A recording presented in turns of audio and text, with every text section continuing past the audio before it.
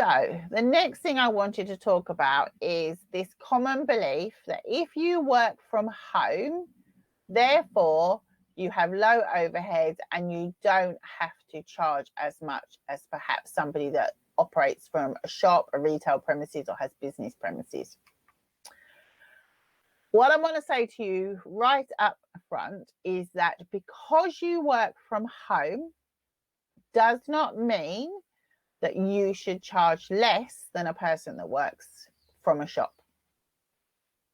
The majority of businesses which fail are home-based balloon businesses. And I don't know the exact answer to why this is, but I would hasten a guess, when you work from a shop premises, you very quickly have to get into a much stronger business mindset because the risks you're taking financially are much higher. You become much more aware of the way you need to operate financially in your business. There is a tendency in the industry for people who run home-based balloon businesses, and this isn't everyone, there are some amazing home-based balloon businesses out there that are very successful, and it doesn't mean if you work from home you won't be successful, but you do have to get your mindset right. And one of the key things about mindset and working from home is it does not mean you have lower overheads, you charge less. So if we look at the overheads, which we covered in the first video when we looked at how we should be pricing, what you can see is that you still have the majority of the overheads. So you've still got to pay insurance. Your utilities bill is going to be much higher in, your personal utilities bill if you're going to be working from home, because you're going to be spending more time in the home than if you was going out to work. You're going to use electricity, you're going to use your heating, your water. You still need a website. We'll look at marketing in a minute. In fact, you need to market more if you're home-based. You've still got your petrol, you've still got to go on your balloon courses. Everything, the only difference is you're not paying the rent and rates, but actually running a home business, if you've got a good accountant, they may suggest to you that if you've got a separate area, like a workshop in your back garden, that actually you register part of your premises as a business, because that means from an accounting point of view, you can claim back a substantial amount out of your profit when it comes to tax purposes. The other thing is it's much harder to scale a home business than it is if you have premises. So if you've been running your balloon business for a little while now, you will probably have worked out that balloons quickly take over your house. I mean, I remember in my first 12 months, my children, when they went to bed at night, had balloons in their bedroom, like that. You couldn't see the kids in the bed. I had stuff stored under beds, on every wardrobe.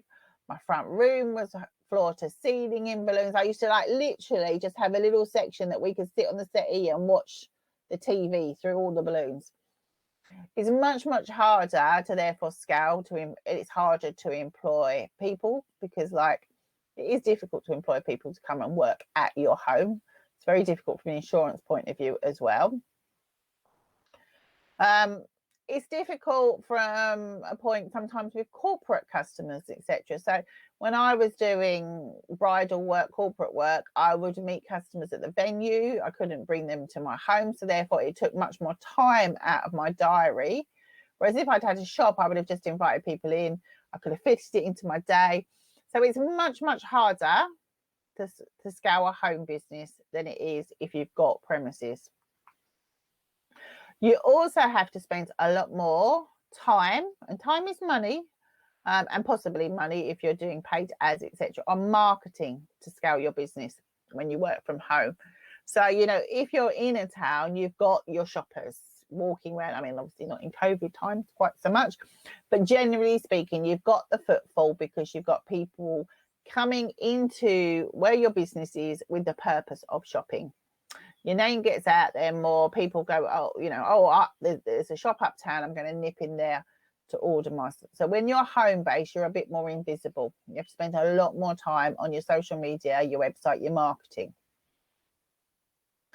And the thing is, you need profit to grow for the future.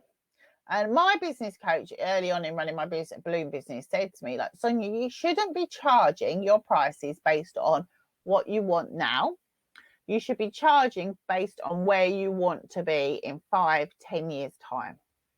Because if you charge your pricing on where you are now, you will never get to that place. So say in future, I never really wanted a shop, but I quite like the idea of having a business premises away from home. So sort of like a workshop on an industrial area, you know, like a unit where customers could come. I could go get away from the home and the distractions, because the other thing of running a home is actually you spend less time concentrating on your business because you're distracted by home life.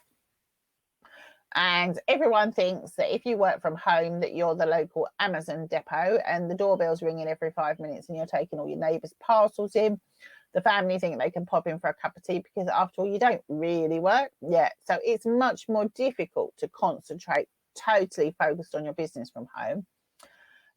So I made a conscious decision that actually my pricing would allow me to grow, so that in the future I would have the funds to operate out of a separate premises.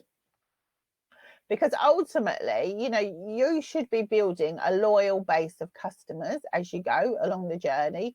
The customers that you have now, you want to keep for the future of your business, because there's multiple reasons for people to come back and purchase again and again and again in your balloon business.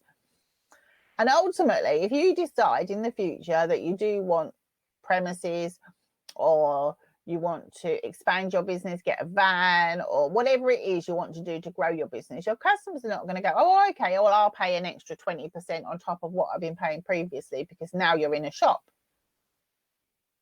What you need to be doing is charging them now as though you're in a shop, so that when you come to move in the future, it's a seamless transition and that you're able to save your deposit money. And you don't want, when you transition your business through growth, to have to suddenly have this real steep, oh my God, I've got to get more customers, they've got to pay more because now I've got these huge, this jump in terms of my overheads.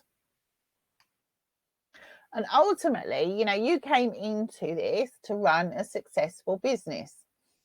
And if you run your business because, you know, you're working from home and you're seeing it as a hobby business, then that's all you'll get at the end of the day. And it will not be a business that you will be able to sustain over a long period of time, because it's hard work being a business owner and time takes its toll. And ultimately, you know, we all want to run our own business because it fits in with our family. We can spend more time at home with our family.